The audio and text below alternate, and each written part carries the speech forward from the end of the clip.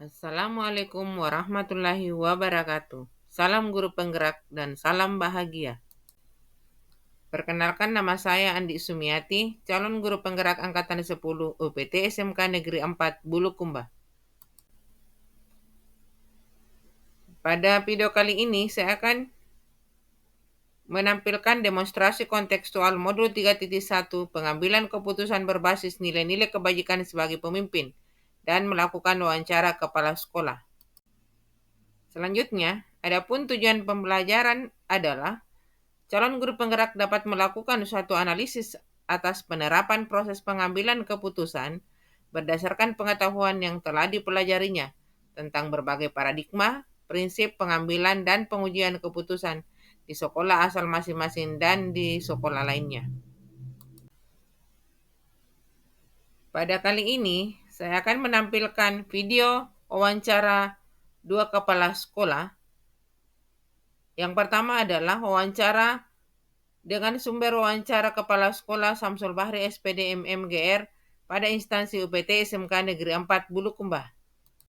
Bismillahirrahmanirrahim. Assalamualaikum warahmatullahi wabarakatuh. Waalaikumsalam warahmatullahi wabarakatuh. Perkenalkan, nama saya Andi Sumiati, calon guru penggerak angkatan 10 dari UPT SMK Negeri 4 Bulukumba. Baik, pada hari ini saya akan melakukan wawancara kepada Bapak Samsul Bahri SPD MMGR pada pengambilan keputusan nilai-nilai kebajikan pada kasus dilema etika dan penjulukan moral, di mana kepemimpinan Bapak selaku kepala sekolah. Baik Pak, apakah Bapak ada waktu untuk kegiatan ini? Iya, siap. Baik, saya ada beberapa pertanyaan. Kiranya Bapak bersedia untuk menjawabnya. Baik, adapun pertanyaan pertama adalah, selama ini bagaimana dapat mengidentifikasi kasus-kasus yang merupakan dilema etika atau penjulukan moral?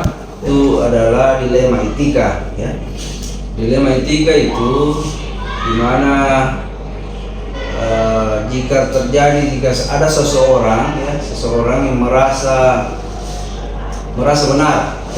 benar, itu berhadapan atau melawan seseorang yang juga merasa benar, ya, itu namanya dilema etika. Sementara jika seseorang merasa benar, itu berhadapan atau melawan seseorang yang salah, ya, yang salah, itu namanya kita sebut dengan bujukan moral, ya, bujukan moral. Jadi seperti itu cara saya mengidentifikasi, ya. Selama ini bagaimana Bapak menjalankan keputusan di sekolah Bapak, terutama untuk kasus-kasus di mana ada dua kepentingan yang benar atau sama-sama mengandung nilai kebajikan? Oh, ya. Tentu selama ini saya tidak ingin mengambil keputusan sendiri, ya, secara berpihak sendiri, ya. Akan memusyawarahkan, ya, dengan seluruh stakeholder yang ada di sekolah, ya. Kita bermusyawarah karena kan kita tahu bersama bahwa keputusan tertinggi itu adalah keputusan jika diambil secara bersama-sama, ya. Jadi seperti itu, ya. Oke, gitu. Baik, kira-kira langkah seperti apa atau prosedur seperti apa yang Bapak lakukan? Ya. Dalam saya mengambil keputusan, tentu yang ada beberapa faktor langkah-langkah, ya, tahapan. Yang pertama, kita harus mengidentifikasi kasusnya, dari apa yang nilai-nilai kewajiban apa, ya, yang nilai-nilai yang saling bertentangan, ya, di dalamnya itu. Kemudian setelah itu kita meninjau kembali itu siapa yang terlibat di dalamnya. Dan biasa kan yang terlibat dalam sebuah permasalahan kasus antara guru dengan guru atau guru dengan masyarakat sekitar sekolah atau guru dengan keluarga atau siswa bahkan, ya. Kemudian setelah itu tentu harus mengumpulkan fakta, ya. Kalau mengumpulkan fakta ini kan kita bisa kan langsung menanyakan ke rekan sejawat atau kita kasih swasta. Nah, seperti apa pertanyaan, kemudian setelah itu kita uji kasusnya, pengujian kasus. Pengujian kasus itu kita mau lihat apakah seperti tadi yang saya sampaikan, apakah kasusnya ini benar lawan benar atau benar lawan salah. Kemudian kemudian kita tinjau lagi keputusan yang kita ambil itu. Ya, setelah itu tentu kita akan selalu mengembalikan ke musyawarah. Ya, seperti itu. Kemudian hal apa saja itu yang dianggap efektif Pak dalam pengambilan keputusan pada kasus dilema etika? Itu yang saya anggap efektif dalam menghadapi kasus-kasus dilema etika tentu selalu kolaborasi. Ya. Kolaborasi bagaimana kita terus bekerja sama dengan rekan sejawat, seluruh stakeholder di sekolah, kemudian keterbukaan, bagaimana kasus-kasus itu kita libatkan semua pihak yang ada di sekolah. Jadi seperti itu barangkali. Saya anggap itu cukup efektif. Baik, kalau selanjutnya untuk kira-kira tantangan seperti apa yang pernah Bapak hadapi dalam pengambilan keputusan untuk dilema etika?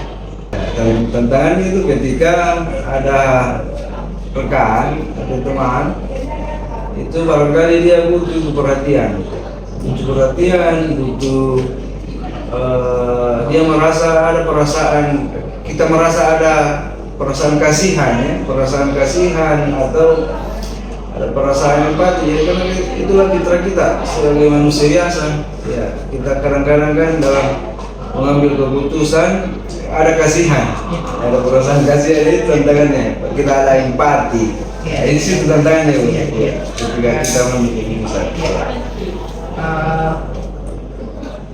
Jadi kalau dalam pengambilan keputusan itu Pak, apakah ada jadwal tertentu yang biasa Bapak lakukan atau seperti apa? Kami bahwa dalam pengambilan keputusan itu ada dua jenisnya, ya. Bisa kita ambil secara langsung, ya. Jadi secara langsung itu barangkali jika kondisinya emergensi, darurat, tidak bisa lagi ditunda-tunda, tentu kita harus mengambil keputusan secara langsung pada saat itu. Ya. Namun jika kita menghadapi barangkali kasusnya itu tidak terlalu berat, ya, dan memungkinkan ada jeda atau rentang waktu, ya, tentu kita upayakan untuk rapat lagi, ya, untuk bermusyawarah dengan seluruh aset stakeholder yang ada di sekolah dan guru-guru. Kita rapatkan, musyawarahkan dan mengambil keputusan bersama. Sebagaimana saya sampaikan tadi, itulah keputusan tertinggi, ya, jika kita memutuskan secara bersama-sama. Begitu dari dua tadi. Langsung bisa punya jeda tentang waktu. Ya. Baik, untuk pertanyaan selanjutnya, apakah ada seseorang atau ada faktor-faktor yang selama ini mempermudah Bapak dalam pengambilan keputusan? Iya, saya dalam mengambil keputusan tentu ada beberapa aktor, ada beberapa sosok. Yang pertama itu ya, Wakasek saya ini orang, ya. Saya punya Wakasek yang saya kira cukup membantu saya, memudahkan saya dalam mengambil keputusan. Kemudian kadang-kadang juga untuk saya tentu meminta saran juga, kadang-kadang meminta saran, masukan dari pengawas pembina. Jadi ketika saya mengalami dilema etika, itu saya biasanya meminta saran beliau. Bahkan saya sampai di jabat dinas, ya. Ketika memang dibutuhkan ada kasus yang mesti saya putuskan, saya juga biasa meminta pertimbangan. Jadi dari Bapak Kepala Jabat Dinas barangkali ada buah pikirannya, kontribusinya, ya, sehingga kita tidak salah mengambil keputusan. Ya, seperti itu. Ini pertanyaan terakhir Pak. Ya. Baik, Dari semua hal yang telah disampaikan, pembelajaran apa saja yang Bapak bisa petik dari pengalaman ini dalam pengambilan keputusan? Iya, sebagai pengalaman ini, ketika pengambilan keputusan itu kita harus musyawarahkan. Ya. Semua apa-apa tidak diputuskan sendiri jika memang bisa ada waktu untuk memusyawarahkan ya, dengan seluruh aset-aset stakeholder yang ada di sekolah ya. Kita musyawarahkan saja di Dewan Guru dan pengambilan keputusannya itu sebaiknya adalah keputusan bersama. Saya pikir itu. Ya, terima kasih Pak. Ya. Untuk sesi wawancara selesai. Terima kasih atas waktunya dan meluangkan waktu. Semoga bumi ini bisa semakin semangat ya, dan bisa menyelesaikan ini semua modul. Ya, terima kasih banyak Pak. Kemudian, pada wawancara kedua, sumber wawancara kepala sekolah adalah Surah Alfiah SPD dari instansi UPT SPF 149 Tamalala. Assalamualaikum warahmatullahi wabarakatuh. Alhamdulillah kabar saya baik. Baik Bu, hari ini saya akan melakukan wawancara tentang dilema etika dan ada beberapa pertanyaan yang akan saya sampaikan kepada Ibu. Apakah Ibu ada waktu? Iya, saya ada waktu. Ya, baik Bu, saya mulai dengan pertanyaan pertama ya. Baik. Selama ini bagaimana dapat mengidentifikasi kasus-kasus yang merupakan dilema etika atau bujukan moral? Baik, selama ini saya mengidentifikasi sebuah kasus apakah dia termasuk dilema etika ataupun bujukan moral tentu saja dengan mempelajari terlebih dahulu maupun itu di dalamnya melihat latar belakang kasus tersebut, apakah di dalam kasus itu mengandung nilai antara benar dan benar ataupun di antara dua pilihan yaitu benar dan salah, dimana hal ini erat kaitannya dengan dilema etika dan bujukan moral. Begitu. Baik, pertanyaan selanjutnya. Selama ini bagaimana Ibu menjalankan pengambilan keputusan di sekolah Ibu, terutama untuk kasus-kasus di mana ada dua kepentingan yang sama-sama benar atau sama-sama mengandung nilai kebajikan? Baik, untuk pengambilan keputusan di lingkungan sekolah, saya tetap mengembalikan pada sistem musyawarah mufakat bersama dengan rekan guru. Jika kasus yang terjadi hubungannya berkaitan langsung dengan anggota masyarakat, maka itu akan saya kolaborasikan dengan komite sekolah. Artinya tiap keputusan yang diambil tetap dikembalikan pada musyawarah antara komite, rekan guru, dan kepala sekolah. Apalagi ini kaitannya dengan dilema etika atau bujukan moral yang tentu saja dalam prosesnya dibutuhkan banyak pemikiran yang matang serta kolaborasi dalam hal bertukar pikiran untuk menemukan solusi terbaik, pilihan terbaik dari persoalan yang ada. Ya Bu, oke. Kalau langkah-langkah atau prosedur seperti apa yang biasa Ibu lakukan? Langkah yang saya lakukan yang pertama tentu saja mencari tahu masalah tersebut, masalah yang terjadi itu apa, kemudian mencari tahu atau menggali latar belakang masalah tersebut seperti apa. Selanjutnya kemudian mencoba menemukan solusi dan ya kembali lagi seperti saya katakan tadi, solusi ini didapatkan dari musyawarah antara pihak guru, komite, dan kepala sekolah. Kalau hal-hal apa saja yang selama ini dianggap efektif dalam pengambilan keputusan untuk kasus-kasus dilema etika ini? Untuk pengambilan keputusan dilema etika dan dalam prosesnya hal-hal yang saya anggap efektif dalam pengambilan keputusan itu tentu saja yang seperti yang saya kemukakan di atas, bahwa dalam proses pengambilan keputusan tidak hanya melibatkan satu pihak. Yang paling efektif yaitu musyawarah mufakat, baik itu melibatkan masyarakat dalam ini komite sekolah ataupun hanya antara rekan guru atau pihak siswa itu sendiri dengan kepala sekolah. Kalau merupakan yang menjadi hal-hal tantangan itu yang biasa didapatkan dalam pengambilan keputusan Bu? Tantangannya yang pertama adalah mengendalikan diri sendiri, mengendalikan pemikiran, karena dalam proses untuk menentukan solusi dari sebuah persoalan, terlebih jika itu dihadapkan pada dilema etika atau rujukan moral, kita harus pandai-pandai memilah dan mengambil keputusan seperti itu. Kemudian tantangan selanjutnya tentu saja dari pemikiran kita yang seringkali tidak sejalan dengan rekan-rekan atau entah itu anggota masyarakat. Kita menemukan jalan keluar atau menemukan titik tengah itu kadang menjadi tantangan tersendiri. Seperti itu. Kalau pertanyaan selanjutnya, apakah Ibu memiliki sebuah tetap kala atau jadwal tertentu dalam penyelesaian kasus dilema etika? Kalau untuk jadwal tertentu itu di sekolah tidak menetapkan jadwal tertentu, karena untuk dilema etika dan kasus bujukan moral ini kan kita tidak bisa tebak kapan itu akan terjadi. Jadi kita selesaikan sesuai dengan kasus yang ada. Kalau kasus itu ada dalam 1 hari, ya kita selesaikan seperti itu. Jadi tidak ada jadwal. Selanjutnya, apakah ada seseorang atau faktor yang selama ini mempermudah dan membantu Ibu dalam pengambilan keputusan? Iya, ada faktor. Ada faktor yang mempermudah. Tentu saja rekan-rekan guru, kemudian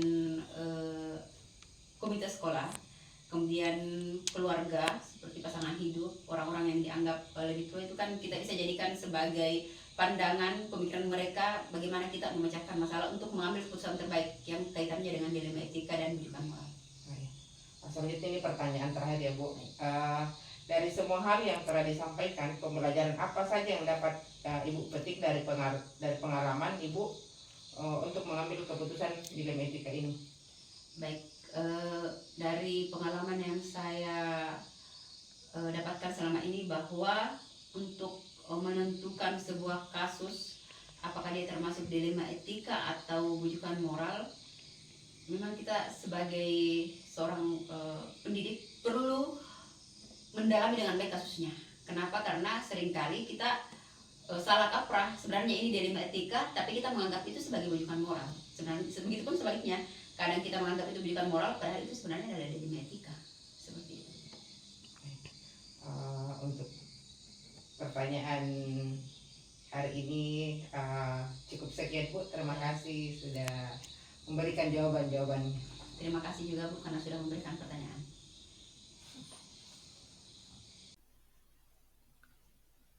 Adapun analisis dan refleksi, yang pertama adalah hal yang menarik yang muncul saat wawancara adalah kedua kepala sekolah memiliki cara sendiri untuk menyelesaikan suatu permasalahan, namun hidup berpijak pada nilai-nilai kebajikan.